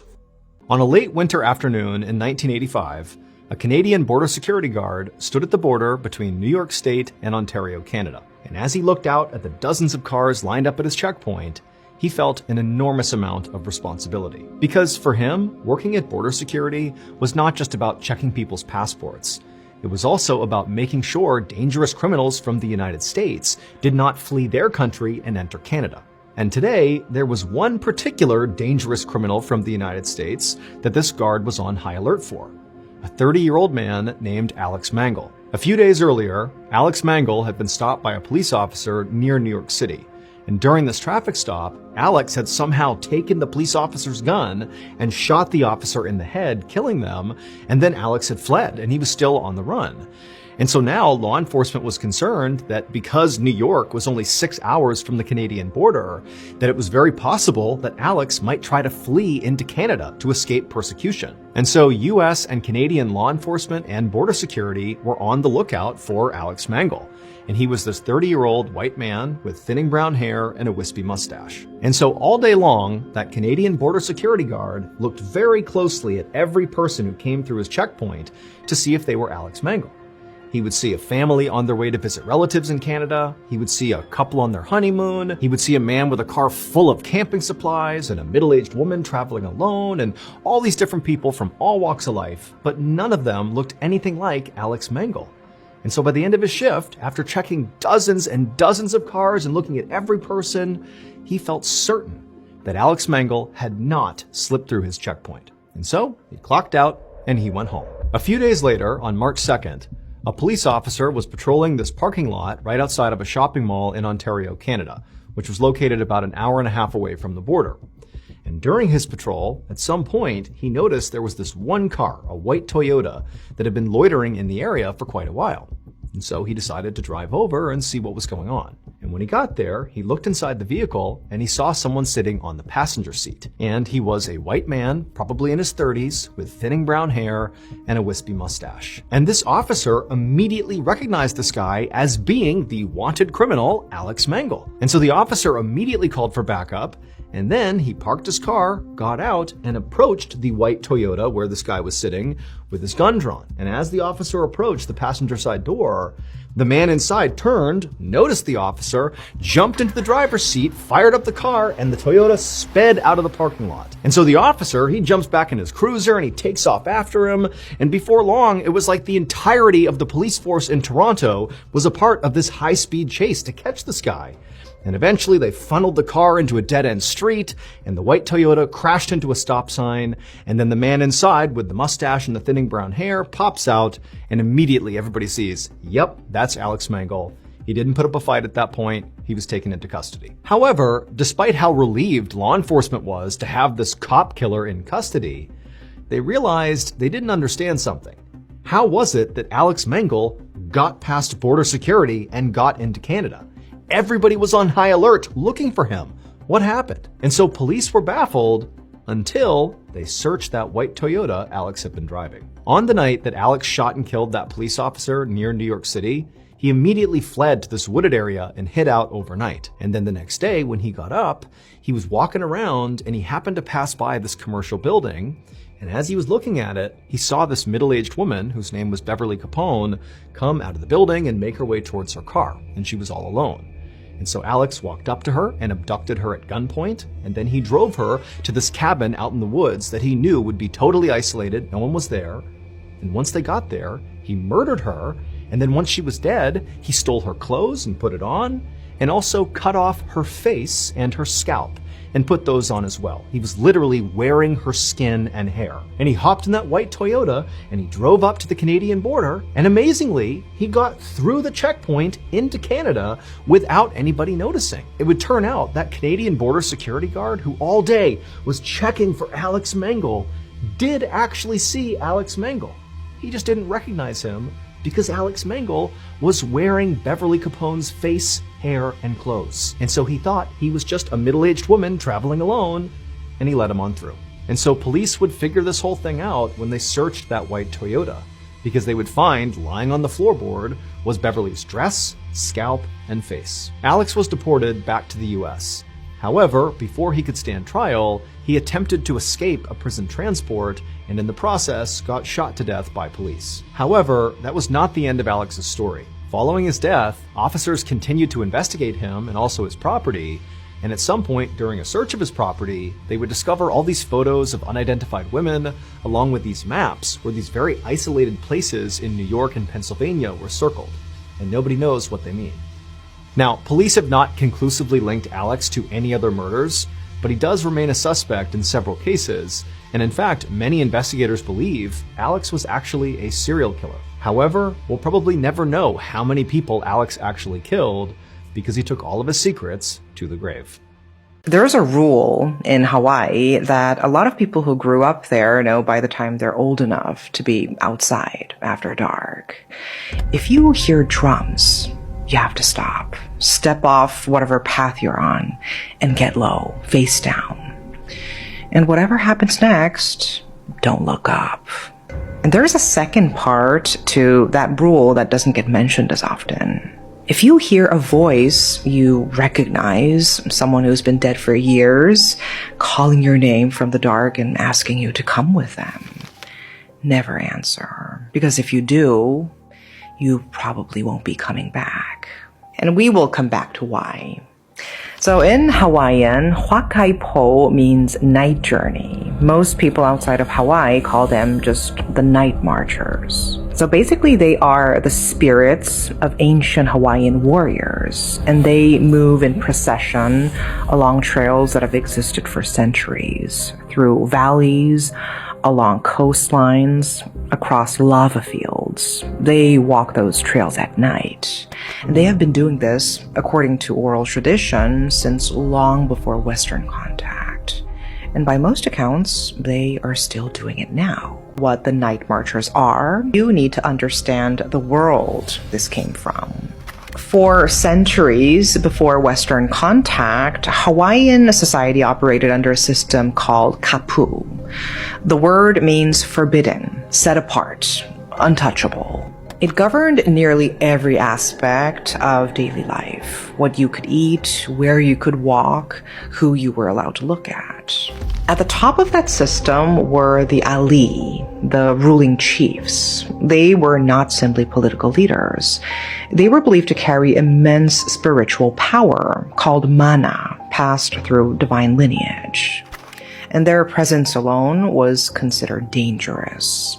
In some chiefdoms, if your shadow fell across a chief's body, you could be executed. If you looked directly at certain chiefs, the punishment was immediate. Because of this, when the Ali traveled between islands and temples, they often moved at night.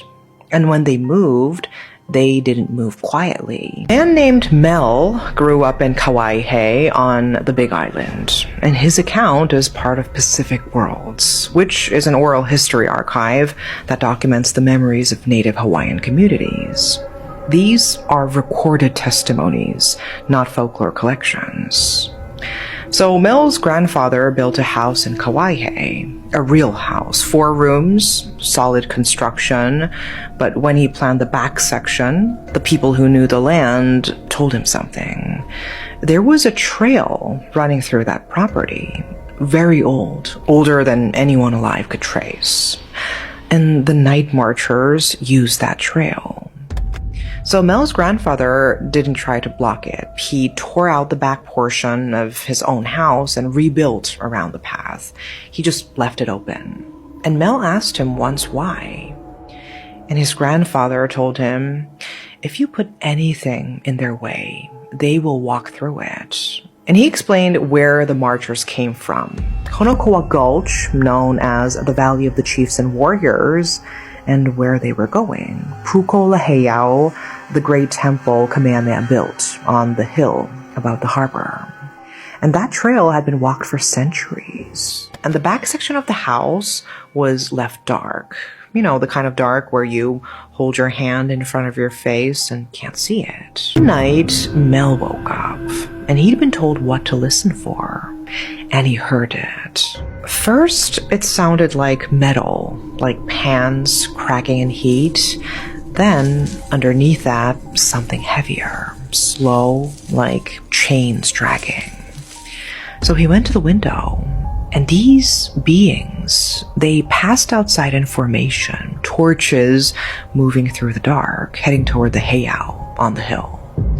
He watched until they were gone, and he stayed awake for a long time after. The question he kept returning to was not whether they were real. He already knew the answer to that. He wondered, is this what they do forever? Will they still be walking long after everyone who remembers them is gone? After the houses are torn down? After the roads cover the trails? Will they still be walking?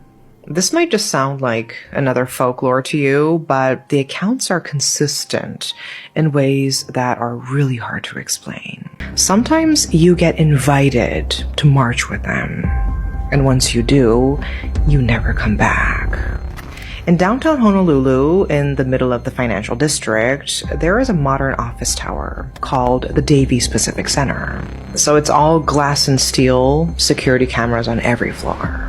A night marcher trail runs directly through that building. In 2012, a storyteller and a cultural practitioner, Lopaka Kapanui, was invited by attorneys in the building to look at something the security cameras had recorded. A long column of movement passing through the lobby late at night. And they weren't people. They weren't reflections. They were something else moving through the space in formation. Around the same time, a native Hawaiian woman who cleaned the building late at night walked into what she later described as a column of mist in one of the corridors. And she died the following day. A month later, someone reported seeing her in the building after hours, walking with the procession, passing through the far wall. There was a caretaker at a house near Kiawaki named Kaneshiro. Kaneshiro was a quiet man, a Japanese man, described by the people who knew him as steady and practical. He watched over a house there and kept it in order, and he took that responsibility seriously. The house had been built on one of the old trails. No one had told the people who built it, or if they had been told, they hadn't listened. The house went up, and Kaneshiro was hired to look after it. And for a while, everything was ordinary. Then it started. He would go to sleep in his bed inside the house, of course, but wake up outside, in the yard, on the ground. First time, he might have explained it away. A strange night, something he ate, but it kept happening. And each time, he remembered more of it. He could feel them coming before he was fully awake. A pressure in the room, something changing in the air the way it changes before a storm, except there was no storm. Then the weight, starting at his feet and moving up, footsteps across his body, one after another, heavy and evenly spaced, like something was crossing him the way you'd cross a floor, moving through him as if he were part of the ground. He said it didn't hurt. He said it felt like being pressed down into the bed and then through it. Then he would find himself outside, lying in the yard, and the house would be behind him, and the night would be quiet, and whatever had passed through was already gone. He was never seriously injured, and he kept going back. Every morning after it happened, he would get up off the ground, go back into the house, and go about his work. Not because he didn't believe what had happened, but because it was his job. The house needed looking after, and he was the one looking after it. And he wasn't broken by it. He wasn't running from it. He just kept going back inside. The house was on that trail, and he knew that. And the trail wasn't going to move, and he knew that too. A woman named Hannah spent years documenting oral traditions on the Big Island, and she recorded this account from a woman who, if alive today, would be well over 100 years old. This woman grew up on land that is now part of the Kona Village Resort. When she was a child, something happened one evening that the elders in her community recognized immediately. A wind came down from the mountains, not a storm wind, not the steady trade wind. It was something different. The elders had felt it before. and they moved quickly. They tied the girl to a chair using strips torn from flour sacks and told her, "Do not move, do not listen. And whatever you hear over the next hour, don't look. It's not meant for you." But she was a child, so she looked. The procession moved through their settlement like figures passing through fog. And the people walking in it were not strangers. They were neighbors, relatives, family members who had already died. As they passed through, they called out softly to the people inside the house. They spoke their names. They asked them to come. The elders sat completely still and didn't answer. The girl, tied to the chair, couldn't move, even if she had wanted to. Years later, when she had children of her own, the same wind came again. The same drums, the same voices in the dark. And this time, she was the one holding her son still, telling him, "Do not look, do not answer, and do not listen." Because some invitations are not meant to be accepted. Might have known the story of real-life boogeyman. In traditional Hawaiian belief, the warriors who served their chiefs in life continued serving them in death. Their loyalty didn't end when their bodies did. The procession they once walked in the physical world continued in the spiritual one. The world around them changed completely. The kapu system collapsed within a generation. Temples were destroyed. The old gods were declared false. In the decades that followed, the native Hawaiian population was devastated by disease and displacement. Before Western contact, estimates of the native Hawaiian population range from several 100,000 to over 800,000 people. By the early 1900s, fewer than 40,000 remained. And through all of it, according to the stories, the march continued. Through valleys where temples had crumbled, across land where highways were later poured, through the lobbies of office towers and the grounds of resort hotels, still following the same trails, still moving toward the same temples, still, on certain nights, calling out to the living by name. And the question that stays with most people who hear these stories isn't whether the night marchers are real. It's what it means that they're still walking. Nobody knows, but the trails are still there, even when we can no longer see them. And the march is still happening, even when we can no longer hear it. So if you're ever in Hawaii after dark on a trail that feels older than it should, and the wind drops, and you can catch a smell you can't place, and somewhere below you, the drums begin. Step off the path and get low. And if you hear a voice you recognize, someone you've lost, someone you loved, speaking your name from the dark, don't answer. My grandma's told me this exact story over 100 times, but that doesn't make it any less scary. I need to tell you guys this ghost story. The story was sent into my email, and if you have any paranormal encounters, ghost stories, or scary stories that you want to share, you can send them to the email in my bio. She still won't sleep with her door open. Ever.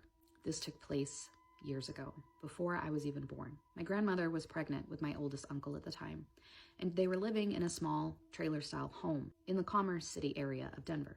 It was just her, my grandpa, and my great-grandma.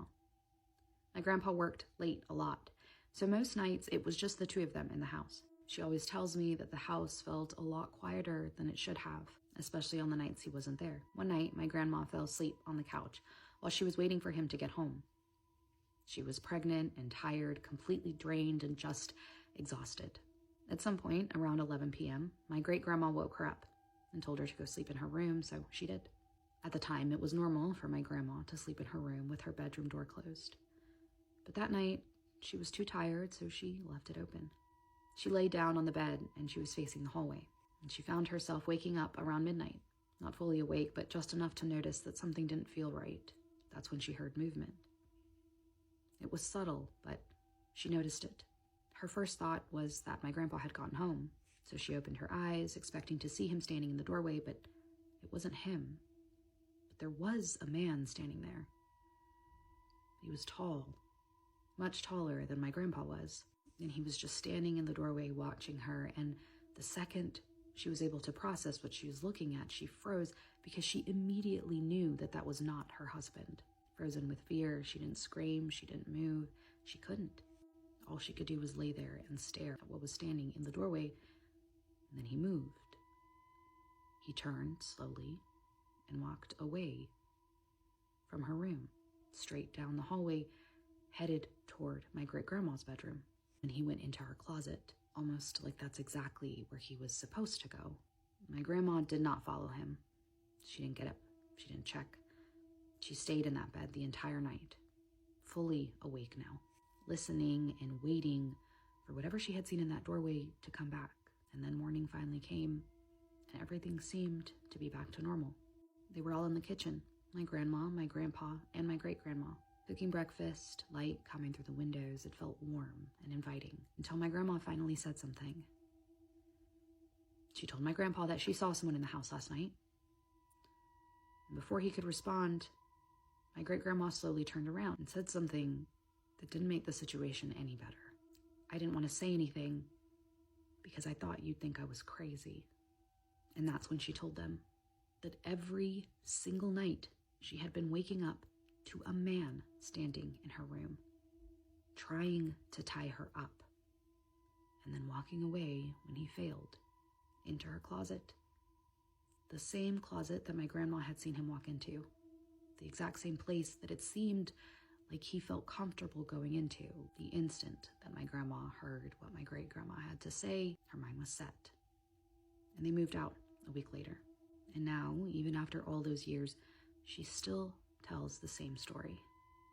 Every detail is the same, the tone in which she tells it, the chills that she gets on her arms. And it's mostly because she can't let go of one question.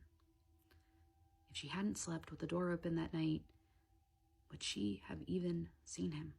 Would she have even known? Would she have ever moved out? And would this have plagued her all these years later? When they found the bodies, something about their remains didn't seem right. In 1959, 9 hikers died in a Dyatlov Pass incident. It all began when they set out on their journey. Mind you, they had multiple checkpoints to hit on their trail. For some reason, though, they didn't make it to their second checkpoint. Because of this, a huge search party was set out to find the hikers to make sure they were okay. The army even gets involved. And the first thing they find are the hikers' tents, slashed from the inside. All of their belongings are left behind, things they would have needed for survival. Why didn't they have them? It was almost as if they had fled in seconds. Then came the bodies, scattered miles apart from each other. Wait until you hear about these remains. All 9 hikers were dead, but that wasn't the most disturbing part. Some of the hikers were barefoot. Mind you, why are you barefoot in the snow? There were men and women in this hiking group, and the women were wearing the males' clothes, and the males were wearing the women's clothes, like they had swapped. One hiker was found deceased, high up in a tree, just dead, up there. A few of the hikers looked like they had just simply froze to death, but some of the others, their ribs were crushed. Some of them had their nose and their ears removed, as if it had been surgically done, like surgically removed. Tell me why one of the women was missing her eyes and her tongue. Please explain that to me. Investigators said it was like an unknown force had done all of this damage. Simply so confused. Why were they all spread apart from each other? Why are the men wearing the girls' clothes? Why are the girls wearing the men's clothes? Why are some of y'all barefoot, naked? What are we doing? And again, why are some of y'all naked? Okay, let me stop. The strangest part of the entire situation was that literally mid-investigation, the Soviet Union decided to shut the entire case down. All we know is that 9 hikers met their end due to some mysterious, unknown, unnatural force. This is literally the way they described it, making it clear that some truths may be too unsettling for the world to bear. Leave your opinions in the comments on this case. I always give a little bit of an opinion at the end of every single video. 9 hikers, they went out hiking, and then they didn't make it to where they needed to go. They had places to be, and they didn't get there. And then when they're found, they're all miles apart from each other. They left everything that they needed to survive at their tents. Their tents are slashed open, mind you, like they were just torn apart. Leaving the tent, okay, maybe they went to go hike and go explore, but why are your tents torn open? Why are some of y'all naked? Why are some of y'all missing your noses and your tongues? And why are the men wearing the girls' clothes and the girls wearing the boys? That's the really weird thing. Why'd y'all swap clothes? And then mid-investigation, Soviet Union's just like, okay, we're just gonna shut all this down. We don't even want to investigate anymore. And they personally described this case as something that was unnatural and mysterious. They don't know what happened. And it's just kind of like an unsolved mystery till this day. Like, why are you missing your eyeballs? Why are you dead up in a tree? One of them was found dead in a tree. Did you remember that? I said that. I literally said that. Why are you dead high up in a tree? I don't know. Anyway, I get so shy at these videos. I don't even know what to say. It's uncomfortable for me because I feel like you guys are watching me right now and staring at me. Hello. I'm Crime Queen. I have so many cases wrote down that I'm going to be filming for you guys. And if you want to keep hearing spooky, creepy shit that makes you paranoid or uncomfortable, makes you want to keep all your lights on in your house, I'm the place to be. It's right here. I love you guys, and I will see you guys in the next video.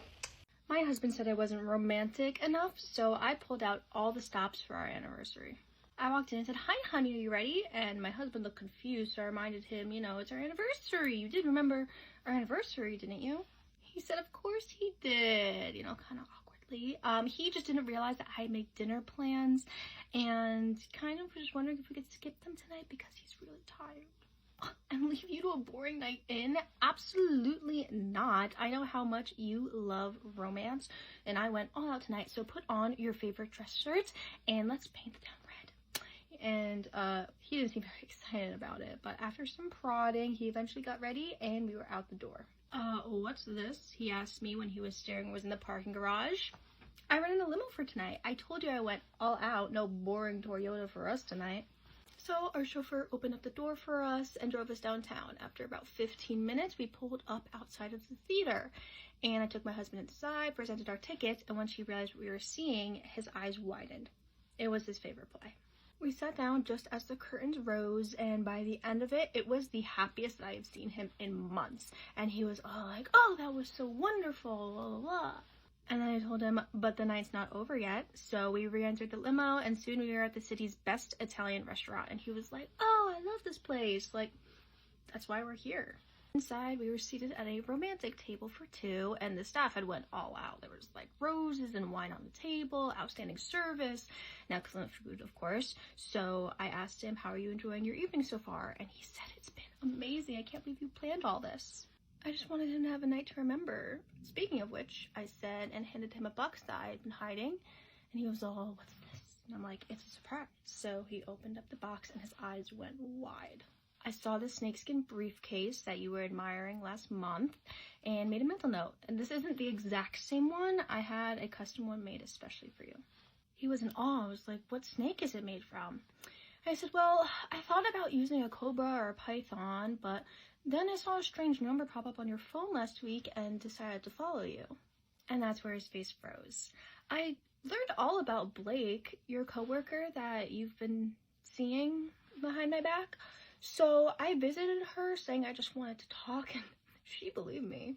It was at this point that he looked down at the briefcase and asked, "Eve, what's this mark on the briefcase? Don't you recognize the tattoo? I thought having it show might make the gift a little more special." I know you were hoping for snakeskin, but I thought Blake's skin might be even more memorable. Happy anniversary. This turn-of-the-century mansion in Los Angeles has been sitting on the market for over a year, and for the life of me, I can't figure out why. It's got everything you could possibly want in an old house. A huge, dramatic grand staircase, tons of original period details, a mostly original kitchen that feels like something out of a Nora Ephron movie, and so much more. Walking up to the home, which, fun fact, is literally right next door to where they shot the first season of American Horror Story, we have this big, graceful, wraparound covered porch, where I would spend 99% of my time if I lived here, and the marble inlaid front vestibule. Now onto the foyer. I don't think I have ever stepped into a room with this much immediate wow factor before. It's giving Titanic, Downton Abbey, I don't know, insert your favorite Edwardian period drama here. Off the foyer, we have this very Second Empire front parlor, complete with elaborate Beaux-Arts style paneling, sliding pocket doors, and the first of literally dozens of fireplaces, a dark paneled library, which may or may not be my favorite room in the house, jury's still out on that one, a formal dining room with the sweetest little reading nook, a butler's pantry, a feature I have always dreamed of, and finally, the sunroom. Remember how I said I'd spend 99% of my time on that front porch? Well, the other 1% of the time, I'd be here. This room would look like the Amazon by the time I was done with it. The entire room, including the fireplace, is wrapped in these stunning glazed terracotta tiles that have an almost Art Nouveau vibe about them. And through these bowed French doors, another detail I love, we have a small circular room labeled on the floor plan as a breakfast room, with leaded glass built-ins and a hand-painted mural I'm told dates all the way back to the original owner. And next door is the final room on the main floor, the kitchen, which despite a recent facelift still has most of its original features, including cabinetry, this monumental glazed brick ventilation hood, and even the old intercom system. Side note, who did I think I was fooling with this beard dye, and why did you all let me get away with it? That's shady. Moving on, let's go to the spacious second floor landing, where you'll find an original stained glass window, as well as the home's 6 bedrooms and 5 bathrooms. Because the home was built in the 1910s, when it was still common for married couples to sleep in separate rooms, an entire wing of the second floor is dedicated to the husband's and wife's bedrooms, both equipped with intercoms, as well as their respective ensuite bathrooms, which, like all the bathrooms in the house, have their original tile work and fixtures, but unlike the other bathrooms, has access to a private balcony overlooking the front lawn, which, fabulous. The best outdoor space, though, in my opinion at least, is in the area I'm calling the children's suite. 2 bedrooms connected via a shared Jack and Jill bathroom and a sunroom, with access to this absurdly pleasant, sunny second-story terrace. We've got 2 issues with this home, which is why it's not selling. One is it's haunted. 2 is there's a architectural issue, or it might even feel like a plumbing issue that people ultimately find out about and realize it's not worth the upkeep. That needs to be fixed. And it seems like whoever owns the home doesn't want to put the money into it, and then people that are looking at the home don't want to put the money into this issue. It's kind of at a stalemate. The owner of the home needs to put the money into fixing this issue, even though it's expensive, and they'll see an influx of buyers. Side note. So that's the first issue. The second issue, though, is it's haunted. And this could be a lot more challenging to overcome than just the architectural / plumbing maybe issue that I'm feeling. There's a woman that lives there, and she follows everybody around, and she is sad, angry. Energy of the way this home was built, it causes this sense of depressing in on you. And so when you walk through, you don't feel like energized and excited. Instead, you're feeling this happening. That's from the energy of how the home was built. And it comes from the fact that this woman is chasing people out of the home. And they don't understand why they're being chased out. A lot of them don't feel it. They just know, they're just sort of like, okay, that's good, I'm done. Who is she? I feel like she was the second owner. She obviously owned it with her husband, because I feel like when she owned it, like, women didn't own homes on their own at the time. But she was very independent and very what would be perceived as aggressive, but she wasn't aggressive. She was just very clear on what she wanted, and if she was a man, she wouldn't have been considered aggressive. She was very driven and very clear, and very smart, and really took care of this home. She had parties in it. She did business out of it. She had her own business, and this home was everything to her. And she didn't want to give it up, and she didn't want to give it up even in passing. And so she hasn't. And so she follows people around. She doesn't really move a lot of stuff. So I don't know that they've necessarily witnessed doors closing or sounds or stuff like that, because she's not really about that. She's more focused on like pushing people out and keeping this space for herself. She feels like she's in her 30s. She passed in her home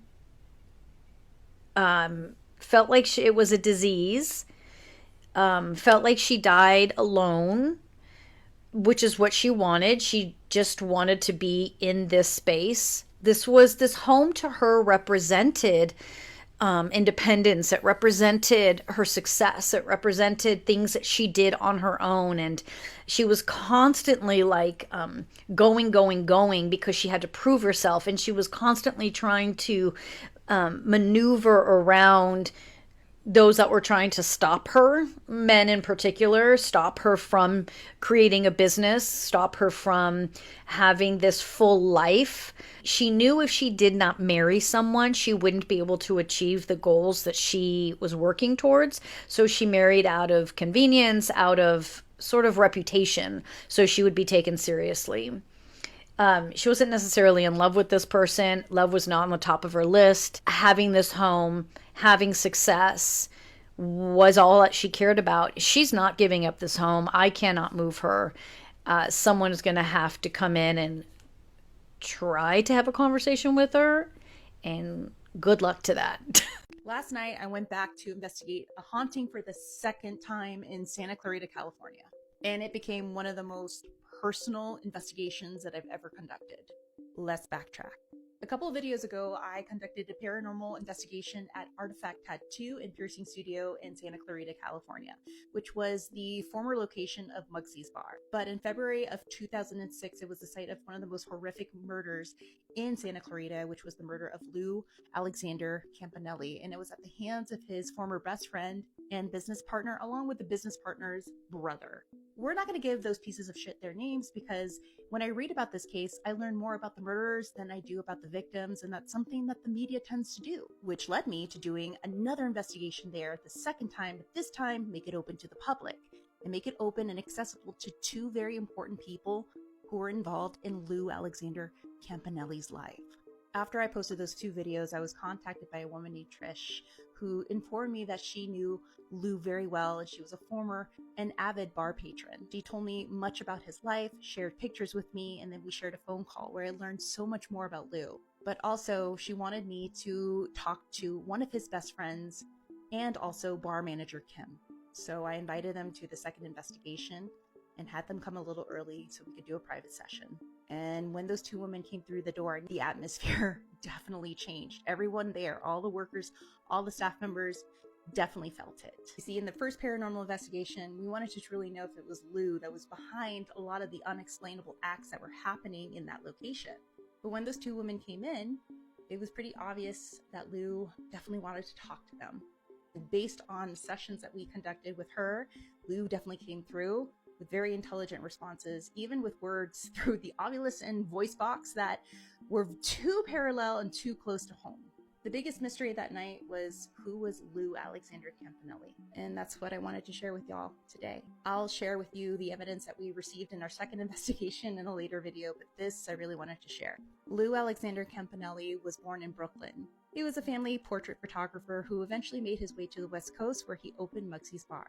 And it was more than just a bar. According to Kim, it was a community. If you needed a drink and a good conversation, you would go through those doors. Even if you didn't have enough money, Lou would make it happen. Lou would also go out and feed the homeless, and if you ever wanted a good baked potato or steak, he will make it for you. Also a lover of pear cider, hated Miller Lite and Bud Light beers. He also loved a good apple fritter or a jelly donut, and even though he carried a hard exterior on the outside, he actually had a heart of gold in the inside.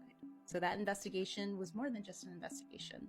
It was more for Lou Alexander Campanelli. Stay haunted and weird, friends.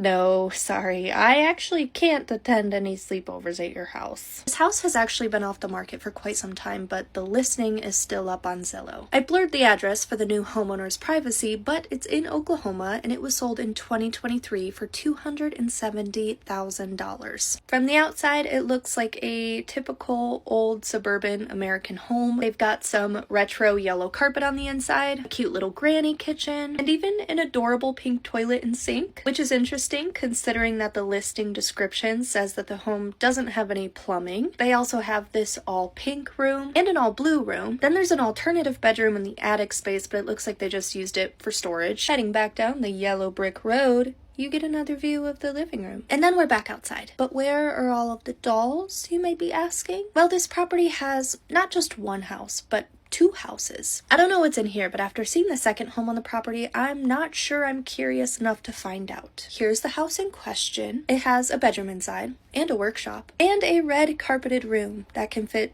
lots of little guests in it. But there's also a room specifically for displaying all of these little dolls. Hope you don't mind the company.